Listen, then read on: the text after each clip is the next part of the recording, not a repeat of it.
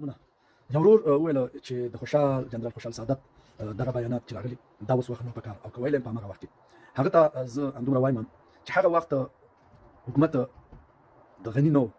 غني هغه رقم رول نشو لوبولی لکه څنګه چې ورته لازم و او لنډغره هم پوره کوي شوي او همدغه رقم هغه د وطن دښمنان چې په وطن کې اوسېده د مشرانو رول یې لوباوه هغوی هم پړسېدلي وو.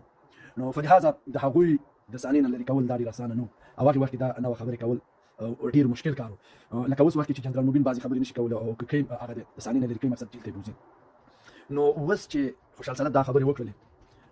زه ورته احترام لرم په دې خاطر چې یوه خبره کوي او ته د یو چا په اړه باندې داسې بیانات چې د هغه دپاره ښه تصویر نه ښایي نه جوړوي نو هغه حتمي ده د ده دښمن کېږي او د ظاهر کدیر په شکل او د خلک هغه ډېر نفوس لري او هغه ډېر خلک له ځان سره لري نو د ده دپاره سرخوږی جوړولی شي. نو فلهذا دا ولې دومره برناکې چې غم نه دا بس بخار چې راځي بس خپل ځان خپله کار ګوري خو دا د ده د وجدان او د همدا خبره ده چې دا بعضې خلکو ته الله پاک د دې جرأت ورکړي الله پاک د دې توفیق ورکړي چې بعضې حقایق ووایي. نو فلهذا د بدو خلکو بربنډول دا د ټولو وظیفه ده تر څو د دغې فتنې نه آینده کې په امان شو او مخې ونیسو. ګورئ ظاهر کدیر هم د هغه انداز ته په کتو د هغه کړنو ته او د هغه خبرو ته په کتو هغه داسې د ملا زوی نه و او نه د شیخ الحدیث زوی و چې هغه د دومره د سړي زوی اوسي. نو ګورئ او هلته چې امریکا هم په هغه باندې تور پورې کړی دی نو هغه تور دی نو هلته ولې په بل باندې کې د خدای تعالی خلک تللي دي یو څه به وسي. زه د افغان په صفت او د مسلمان په صفت دا نه غواړم چې امریکا دې هغه وزبېښي خو دومره ویلی شم چې هغه به هم همدې باندې بوځي چې دا ډېر نفوس لري هلته افغانستان کې او آینده کې د خپل او د وخت په تېرېدو سره که چېرته طالبان داسې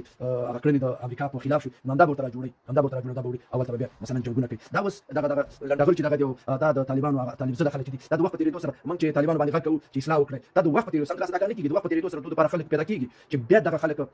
د پاکستان په مرسته امریکا دا د منځه ویسي.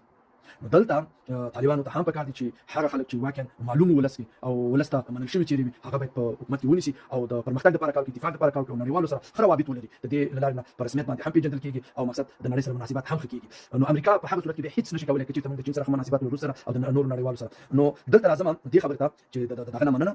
چې لکه دغه رقم خبرې کړي دي ورته احترام لرو او هغې وخت کې د ډېر لنډغر باندې خولې ماتې کړي او ډېر ښه عملیات یې کړي او ډېر هغه خلک چې په واک کې وو او پړسېدلي وو هغوی ته هم هغې وخت کې ډېر ښې ضربې ورکړلې.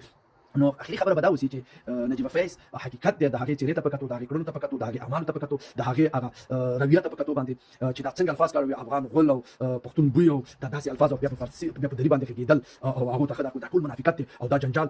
په دې کې دی او همدغې خبرو ته په کتو باندې نو خلک پوهېږي او هغه څه وایي چې څه حقیقت اوسي او دا هم هغه منطقي مني چې دا خبرې صحیح خبرې دي چې نجیبه فیض هم یوه د پاکستان جاسوسه وه او دا هېڅکله پښتانه نشي کېدی او حقیقت کې پښتانه نه ده ځکه چې څنګه دا وایي چې پښتون غول او پښتون بوی او یا داسې الفاظ کاروي ځکه چې زه که هر رقم شمه یو فرض که زما په مقابل کې هغه پښتون اوسي نو زه به هغه ودرېږم هغه ته به زورلي وکړم زه هېڅکله پښتو ته بد نشم ویلی زه هېڅکله پښتو ته